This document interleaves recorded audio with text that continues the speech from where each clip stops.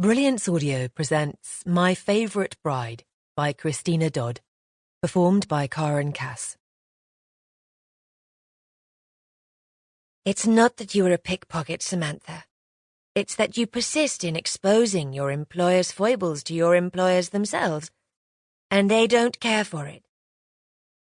Adorner Lady Bucknell spoke in her soft and husky voice, and anyone listening would think she placidly accepted Samantha's most recent dismissal. Samantha Prendregast didn't make that mistake. She stood before the desk with her chin up, shoulders back, just as Adorner had taught her. No, Ma'am. The study of the Distinguished Academy of Governesses had been decorated in shades of pale blue, and Adorner's lush blonde beauty shone like a diamond in a satin setting.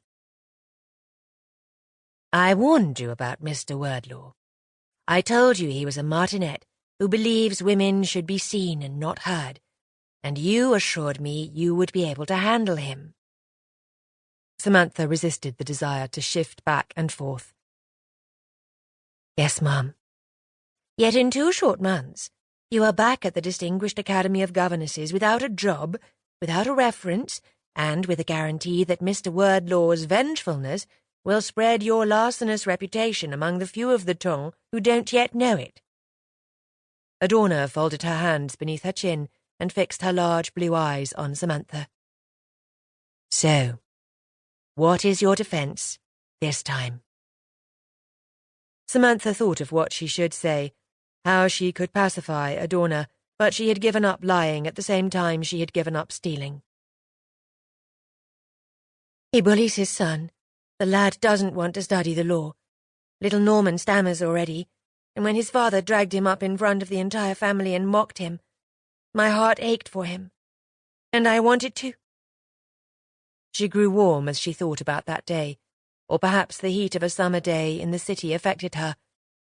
Teach that man a lesson. So you told his wife about his mistress, and convinced his mistress to abandon him. How will that benefit young Norman? Mrs. Wordlaw's father controls the money. She has taken her son and left Wordlaw, which she should have done years ago, but she was too proud to admit she'd made a mistake. Norman's grandfather will make sure Norman gets to follow his dream. Samantha remembered how science fascinated the boy. I think the lad is going to invent something wonderful. And the mistress? Samantha grinned. She's a friend of mine, from my street days. She relished giving the old horse and the heave-ho for a chance at young Lord Penwyn. How did she get that chance? I arranged it. Adorner's delicate sigh conveyed resignation. I'll wager you did. My lady, I'm sorry I lost the position and brought disgrace upon the Distinguished Academy of Governesses. Samantha really was sorry, sorrier than she could say. But I'm not sorry I helped Norman. No, I'm not sorry either, but there are always more discreet ways of manoeuvring. Samantha hated that she had disappointed Adorner again. I know, I really, really do.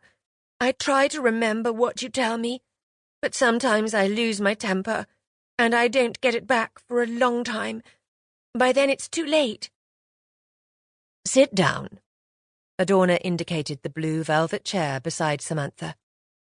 Samantha slid into it gratefully. Adorner had rescued her from the streets 6 years before, and for the first 3 of those years, Samantha had studied Adorner's every word and move in hopes of emulating her charm and beauty. Now, at the age of 22, Samantha faced the fact that a tall blonde Viking with outspoken tendencies could never squeeze herself into Adorner's dainty, circumspect mould. But the time spent contemplating Adorner had given Samantha insight into the shrewd mind her patron hid beneath her breathy voice and curvaceous body. The worst of the censure was over. Now she must face the consequences. And she knew how to face consequences. She'd learned that not from Adorner, but from a father who, from the time she could toddle, taught her to pick a pocket and smile charmingly all the while.